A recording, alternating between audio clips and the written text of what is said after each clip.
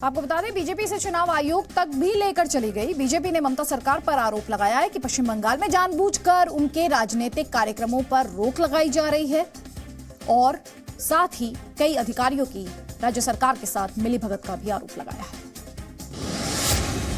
ममता सरकार की शिकायत करने के लिए चुनाव आयोग पहुंची बीजेपी। दिल्ली में बीजेपी नेताओं के प्रतिनिधि मंडल ने चुनाव आयोग के अधिकारियों से मुलाकात की।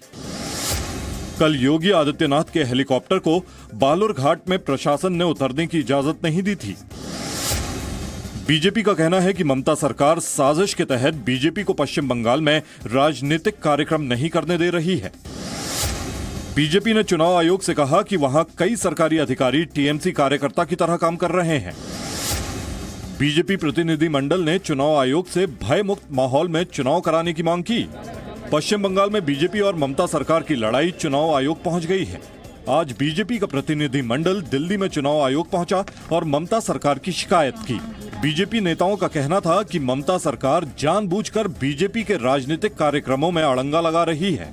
बीजेपी का आरोप है कि ममता सरकार के कई अधिकारी तृणमूल कार्यकर्ताओं की तरह काम कर रहे हैं। हमने चुनाव आयोग से मांग की है कि स्वतंत्र, निष्पक्ष और भयमुक्त माहौल में पश्चिम बंगाल में लोकसभा के चुनाव हों।